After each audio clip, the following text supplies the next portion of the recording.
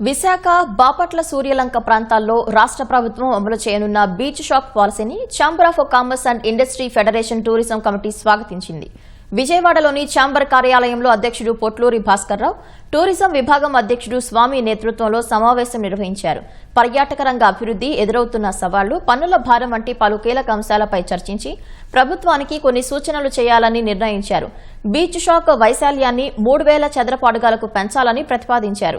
తమ డిమాండ్లను పర్యాటక శాఖ మంత్రి కందుల దుర్గేష్, పర్యాటక శాఖ ప్రత్యేక ప్రధాన కార్యదర్శి అజయ్ జైన్ నివేదిస్తామని వెల్లడించారు. ఈ డెస్టినేషన్ మేనేజ్మెంట్ కమిటీస్ను కూడా క్రియేట్ చేస్తే ఇంపార్టెంట్ డెస్టినేషన్స్ని ఐడెంటిఫై చేసి రాష్ట్రంలో దానికి సంబంధించి లోకల్ డెస్టినేషన్ మేనేజ్మెంట్ కమిటీస్ చేసినప్పుడు ఆ డెస్టినేషన్ల వల్ల సాధక బాధకాలు, ఇబ్బందులు తెలిసి దాన్ని రిజాల్వ్ చేయడానికి ఉపయోగపడుతుంది. ఎంఎస్ఎంఈకి సంబంధించిన ప్రపోజల్స్ చాలా పెండింగ్లో ఉన్నాయి స్టేట్ గవర్నమెంట్లో. వెంటనే రిజాల్వ్ చేయడానికి సంబంధించిన ఒక మెకానిజం కానీ ప్రాసెస్ని కానీ క్రియేట్ చేసి దాన్ని రిజాల్వ్ చేయాలని చెప్పటం.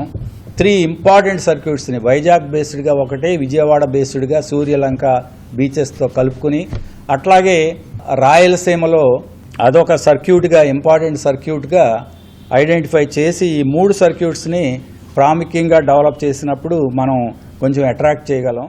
10,000 హోమ్ స్టేస్ని ఇంప్రూవ్ చేయాలి ఆంధ్రప్రదేశ్లో అని కంకణం కట్టుకున్నామని చెప్పేసి ఆ రోజు వచ్చిన మేజర్ సబ్జెక్ట్లో ఒక 20-25 మినిట్స్ హోమ్ స్టేస్ మీదే ముఖ్యమంత్రి గారు ఫోకస్ చేశారు.